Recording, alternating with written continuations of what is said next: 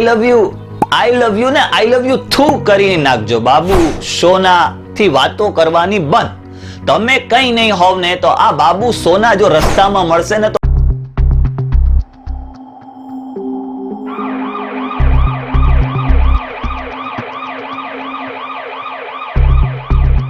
અગાઉ પણ કહ્યું હતું કે આવશે મહેનતમાં લાગી જાજો, આયોજનબદ્ધ રીતે તૈયારી શરૂ કરી દેજો.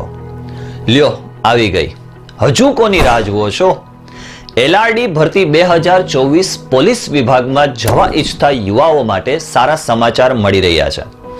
રાજ્ય સરકાર 12,472 જગ્યાઓ પર પોલીસ ભરતીઓ કરશે. પોલીસ વિભાગમાં જવા ઈચ્છતા યુવાઓ માટે સારું રહેનાર છે. એટલે કે પોલીસ વિભાગમાં મોટી ભરતીઓ થવાની છે. આવનારા સમયમાં 12,472 જગ્યાઓ માટે ભરતીના ફોર્મ 4 એપ્રિલના રોજ ભરાશે.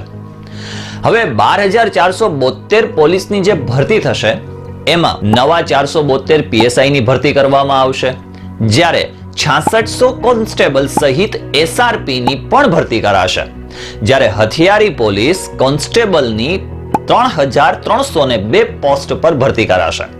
તો SRP ની 1,000 પોસ્ટ અને જેલ સિપાહીની 1,013 પોસ્ટ પર ભરતી કરાશે. રાજ્યના ઇતિહાસમાં સૌથી મોટી ભરતીની જાહેરાત.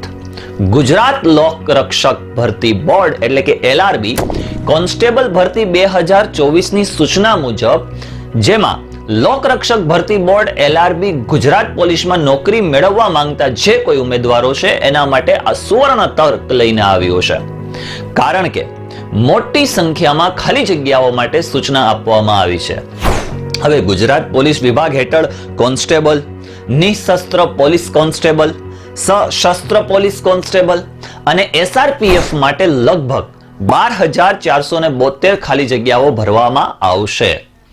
હવે લોકરક્ષક તથા PSI ભરતીની જાહેરાત થઈ ચૂકી છે. એમાં Gujarat police PSI new RR 2024 ની વાત કરીએ તો પહેલા શારીરિક કસોટીમાં ઉત્તીર્ણ થયેલ ઉમેદવારોની 2 કલાકની અને 100 ગુણની પ્રિલિમ પરીક્ષા એટલે કે MCQ ટેસ્ટ લેવામાં આવતી હતી.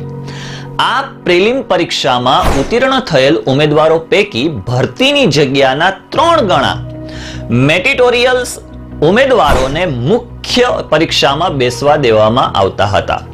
અને મુખ્ય પરીક્ષા પેપર 1 એટલે કે ગુજરાતી, પેપર 2 અંગ્રેજી, પેપર 3 સામાન્ય જ્ઞાન તથા પેપર 4 લીગલ મેટર્સ દરેકના 100 ગુણ એમ કુલ 400 ગુણની MCQ ટેસ્ટ હતી.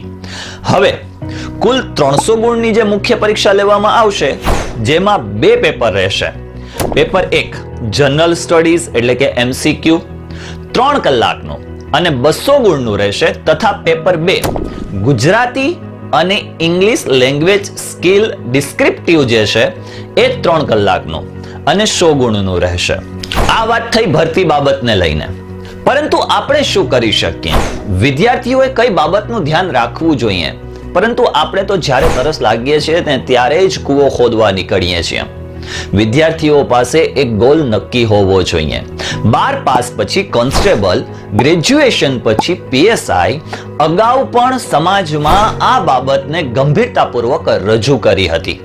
અને જે વિદ્યાર્થીઓ ખરેખર આ પ્રવાહમાં આગળ વધવા માંગે છે તેના સેમિનારનું આયોજન પણ કરવામાં આવ્યું હતું.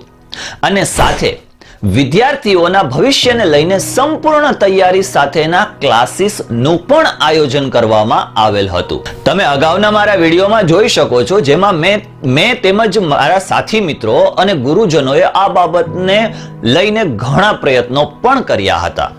પરંતુ ઘણા અફસોસ સાથે કહેવું પડે છે કે કોઈ પણ બાળકોએ એવી તસદી ન હતી લીધી કે ખરેખર મહેનત શરૂ કરી દેવી જોઈએ. અને જ્યાં આવા ક્લાસીસોના હજારો રૂપિયા ફી ભરવી પડે છે, ત્યાં જ્યારે ફ્રીમાં બધું જ મળતું હોય ને તો ખરેખર ઘણી સજાગતા સાથે ધ્યાને લઈ લેવું જોઈએ. પરંતુ અફસોસ સાથે કહેવું પડે છે કે કોઈ પણ બાળકોએ આ બાબતને ગંભીરતાપૂર્વક ધ્યાને લીધી જ ન હતી. હવે જો આપણે જ જાતે બરબાદ થવું હોય તો કોઈ શું કરી શકે? પરંતુ મારો વિડીયો જોનારા તમામ વાલીઓ, વિદ્યાર્થીઓ અને જે આ ફિલ્ડમાં પોતાનું ભવિષ્ય બનાવવા માંગે છે એ તમામને મારે કહેવું છે કે હજુ સુધી સમય નથી ગયો બોસ. કહેવાય છે ને કે લક્ષ્મી ચાંદલો કરવા આવે ત્યારે મોઢું ધોવા ના જવાય. તો આ તકને ઝડપી લેવી જોઈએ. ગુજરાત સરકાર તરફથી સારી એવી તક છે જેને ઝડપવી કે જતી કરવી એ તમારા હાથમાં છે. બાકી આવી લઘુતા ગ્રંથિને એક બાજુ મૂકી દેજો કે આપણને ક્યાં નોકરી મળે છે, ભણીને કોના ઘર ઊંચા આવી ગયા છે, વગેરે વગેરે વગેરે. જો હું આ બાબત પર વાત કરવા બેસીશ તો ઘણો લાંબો સમય તમને સમજાવી શકું છું અને આવી બાબતોમાંથી બહાર નીકાળી શકું છું. પરંતુ આવી છટકબારીઓને સાઈડમાં મૂકીને જે સમય મળ્યો છે, જે તક મળી છે, તેને સાચવી લેવો જોઈએ. આ મોકો છે તમારા પરિવારને સમાજમાં નામ અપાવડાવવાનો. તમે જે પરિસ્થિતિમાં જીવો છો એ પરિસ્થિતિમાંથી બહાર લાવવાનો. આ જ જરૂરત છે તમારા સમાજને, તમારા ગામ, જિલ્લા અને દેશને. તો નાનો અમથો પણ સમય વેડફ્યા વગર, ખોટી વાતોમાં ધ્યાન આપવા વગર આ નોકરીને ઝડપી લેવાની છે.